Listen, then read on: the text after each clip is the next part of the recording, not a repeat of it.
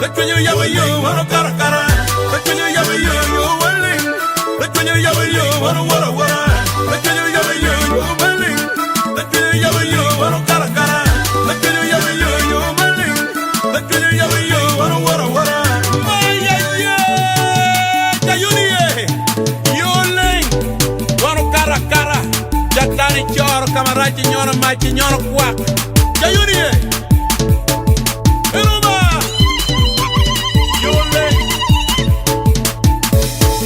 Yoling, the king mo pelaya.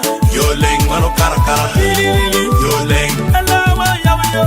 Yoling, mano wara wara. Yoling, the king mo pelaya.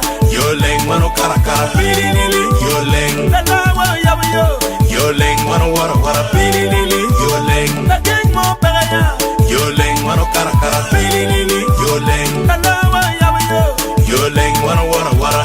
Ariya mo nigiria. Lubaye kuya, adwara mogo nigi dwara. Lubaye kuya, utero long mwana nigi twea. Lubaye kuya, muwili wa bili nigi twea.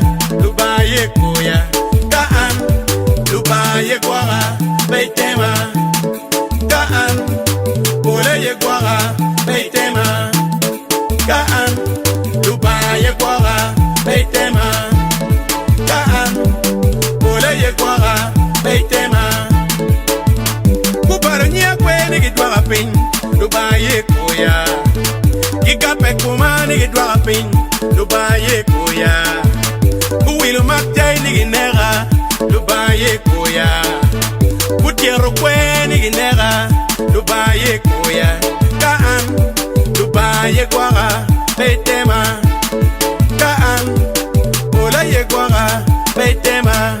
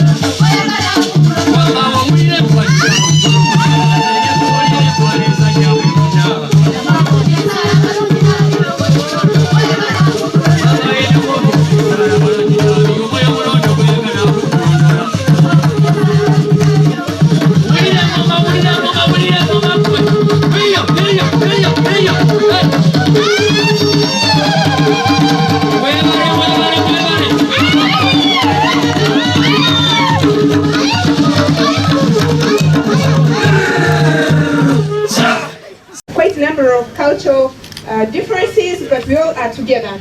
And so we have the Bamba, we have the Bachiga, the Basongora, the Banyuro, the Batoro, we have the Bafumbira. So we have quite a number of clans and tribes in the West, and this is what we do. So starting here, we have Orubengo. Orubengo ensures food security in the West. We must eat karo. Karo is made out of millet, and millet in different versions. This here is amramia, so it is made and put in water for about a week, turns dark and brings in the sweetness. Then we mix it with the red one, and then we will also add cassava to be able to get karo.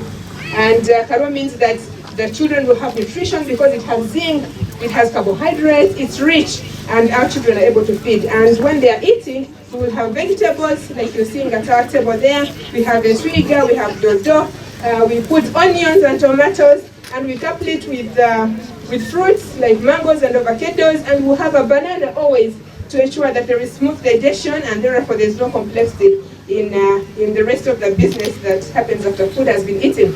We have Irish, like you can see. We have yams. In the West, food must be assured.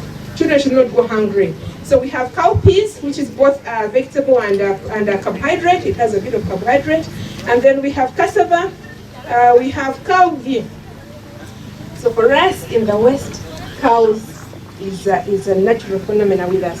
We get out of it milk, we get out of it cow ghee, and cow ghee is used to make eshawe. I'll ask you that you follow me so that we can move this way. We have matoke, but I would like to show you what we use to make cow ghee, because that's a staple with us, our guest of honor. This is cow ghee. We have put it in a simbo. This is our container to protect it, and it can remain in here for a year or so and it will not get spoiled. Now when we have cow ghee, we are assured of protein, fats, and we also can make it into htama. Htama will get bits of meat and put it in here. So this is Arabia to ensure that we have htama that is safe and protected and also gives us the values. Then we can also make eshawe. You will see all this at the dining when we serve you, and you'll be able to partake of it with us. This is Ndiro, our guest of honor. I'm sure that from here would like to accompany you with Ndiro, so that when you go home, what you have seen here, you can be able to have it with your family. And it is for serving karo? Yes, for serving karo. And as I said, karo is protein. Let's move this way. I'll continue to introduce what we do in the West. We call this a shekuro. Yes, shekuro. Mota. We have mota and peso. Now this is a peso. So if you're pounding like nuts or sorghum or herbs, because we do medicinal herbs, which ensures that we have human security, our health is assured, and then we are able to pound. And while you're providing your children with herbs, you're ensuring they don't get worms, they don't get malaria, you're able to protect them from most of those things. And when you're assured of health, then you're able to go about your political, to go about your social, when you're sure that you're safe and sound. And I'll take you to this. This is one.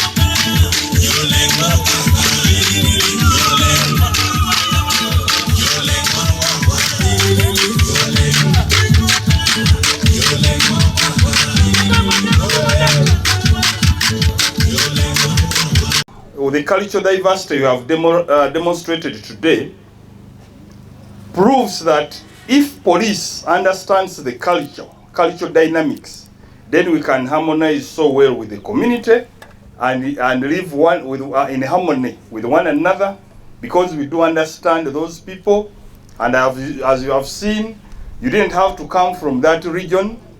I saw somebody from Teso exhibiting how things are done in Western Uganda, somebody from Buganda showing how things are done in Acholi, and Acholi exhibiting how the Bagisu do their culture. So this will help police fuse so well with the community as number one. Point two, and the commandant has talked about it, we understand now better how human security fits into the national security structure, the architecture. Because we tend to think security is only about patrolling effectively, but now human security, as a DPC, you can encourage people to grow crops, because that's food security. If you see traditional birth attendants moving around, they are not witch doctors. If you see herbalists, Don't arrest them because they are treating our people. What the Bazungu did when they came was to show that African things like this are satanic, which is not true. You have seen how you can treat people, how people can have non-communicable diseases prevented, the cancers, we saw some cancer prevention. So as a DPC OC station, the RPC will know that no, these are not witch doctors, these are herbalists. Unless somebody goes beyond and does crime like human sacrifice, but if it is about treating the people, so really this one helps our DPCs and officers. Then the third one, I thank the students. As the commandant said, a bigger part of it has been done by you in terms of the collections here. I thank the sponsor DS, Dr. Mutono, SSP. There is a lot of work which is done before this exhibition. They first research, then they put things on paper, they discuss in class, brainstorm, and this is just a culmination of the earlier research done on paper and computer and libraries and internet and e-libraries. So they have consulted elders. So this is a culmination of the exhibition. So I know there has been a lot of work behind the curtains. And lastly is to direct, now that we have the commandants of other schools who are here, if we have longer courses, the short ones we may not. If it's a traffic induction of a few months, 3 CID, but these longer courses of a cadet course of 1 year, PPC course, we can sample. I'm now directing that these cultural galas should be for all long courses which are 1 year and above. With those few remarks, I take this opportunity to invite the Honorable Minister to address us and declare the session closed. You're welcome, Honorable Minister. The Director, Human Resource Development and Training, Mr. Kafeo Moses. The Director, Human Resource Management, Uganda Prison Service. The Chief Political Commissar, who is also here. The Commandant, Police Senior Command and Staff College, Dr. Barbara Alungat Bwebajja, and all the other doctors who are here and commandants present, the representatives of UMI, Kumba University, who have also made it here, but also the dear participants of this great Initech, which is 007. Ladies and gentlemen, good afternoon. I'm honored to be the guest of honor at this vibrant cultural gala, celebrating the rich heritage of Ugandans' diverse culture. Today we gather to appreciate the beauty of our cultural diversity and the unity that binds us together. As we showcase the traditions, music, art from the central, western, northern, and eastern regions of Uganda for national security, we are reminded of our strength that lies in our diversity. Culture is a thread that brings our national fabric together, and embracing its diversity strengthens our national security in several ways. One, promotes understanding and empathy. Cultural diversity helps us to understand and appreciate different perspectives, reducing stereotypes and misconceptions that can lead to conflicts in our respective societies. Two, it encourages inclusivity as diverse culture, environment fosters an inclusive society reducing feelings of marginalization and exclusion that can drive radicalization. 3, enhance adaptability. Cultural diversity brings different problem-solving approaches, enabling us to adopt and respond to security challenges more effectively, depending on where we will be serving. It also fosters resilience because adverse society is better equipped to withstand and recover from security threats, drawing on the unique strength and resources of the different cultural groups. It facilitates international cooperation. Cultural diversity helps us to build stronger relationships with international partners, enhancing cooperation and intelligence sharing to address the global security threats. It further supports community policing. Cultural diversity enables law enforcement to better understand and engage with diverse communities, improving trust and cooperation. But also, the negative cultures can be discouraged because if they have no positive effects, then it's up to you, the officers who have done research in these great areas, to sensitize and also engage maybe the clan leaders, the community leaders, the sub-clan, heads, to understand why some of the cultures are not good for our communities going forward in this century. It also encourages innovation. Cultural diversity drives innovation, leading to the new security solutions and technologies. It enhances social cohesion, promotes cohesion, reducing social fragmentation and polarization that can exacerbate security threats. By embracing and celebrating our cultural diversity, we build a stronger, more resilient society, better equipped to address security challenges and promote peace and stability for our country. So we expect that as you complete the course, you will be better officers who will serve your communities and your country in that perspective. And by doing that, we shall see reduced crime, but also increased population participation in security matters.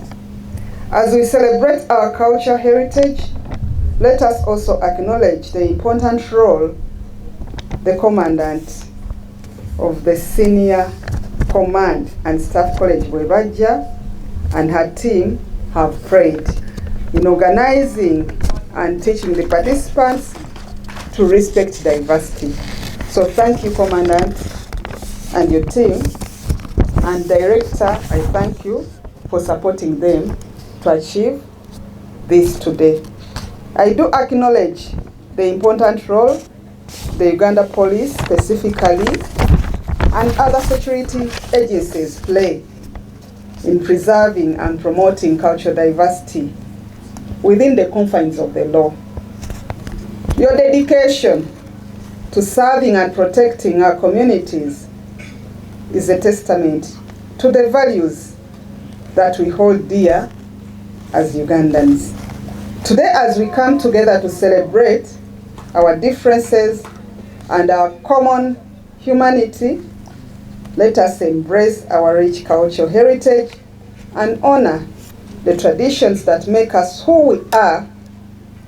And I want to thank you for inviting me once again to be part of this grateful event. I've enjoyed each and every moment. I would have loved to stay with you the whole day, but I'm rushing somewhere to attend to other functions.